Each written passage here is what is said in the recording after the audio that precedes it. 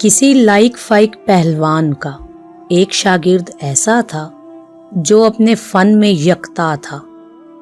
اس نے اپنے استاد سے ہر قسم کا داؤ پیچ سیکھا۔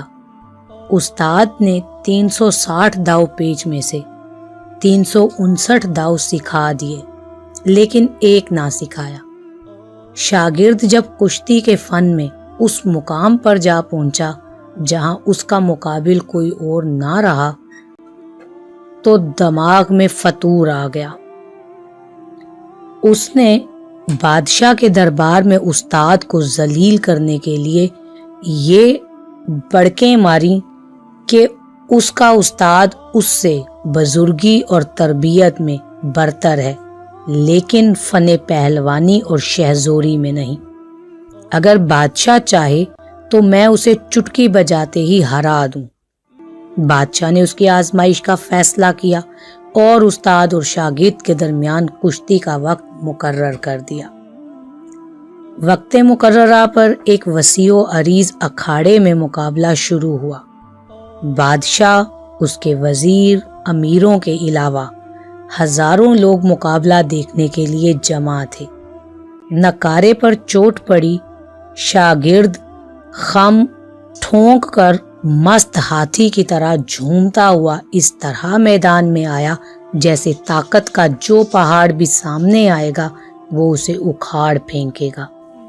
استاد خوب جانتا تھا کہ اس کا شاگرد نوجوانی کے زوم میں مبتلا ہے اور کافی شاذور بھی ہے، لیکن وہ خوب سوچ سمجھ کر میدان میں اترا۔ دونوں آپس میں گتھم گتھا ہو گئے۔ استاد نے شاگرد کے ہر داؤ کو فیل کر دیا۔ آخر کار وہی پوشیدہ داؤ آزمایا جو اس نے شاگرد کو نہ سکھایا تھا۔ دونوں ہاتھوں سے اسے زمین سے اٹھا کر سر کے اوپر لے جا کر زمین پہ پٹخ دیا۔ شاگرد چاروں شانے چت گرا۔ استاد اس کے سینہ پر آ کر بیٹھ گیا۔ لوگوں نے واہ واہ کا شور مچایا۔ استاد کو بادشاہ نے انعام و اکرام سے نوازا اور شاگرد کو خوب لان تان کی۔ کہا، او ناہنجار، تجھے اپنے استاد کو للکار کے کیا ملا سوائے ذلت کے اور ندامت کے؟ کہاں گیا تیرا دعویٰ؟ شاگرد نے جواب دیا، استاد مجھ سے طاقت میں نہیں بلکہ اس داؤ کی وجہ سے جیتا ہے جو اس نے مجھ سے چھپا کر رکھا تھا، اور لاکھ بار کہنے کے بعد بھی ٹال مٹول سے کام لیتا رہا۔ استاد نے جواب دیا، یہ داؤ میں نے اسی دن کے لیے اٹھا رکھا تھا، کیونکہ داناؤں نے کہا ہے کہ اس قدر قوت دوست کو بھی نہ دو کہ بوقت دشمنی نقصان پہنچائے۔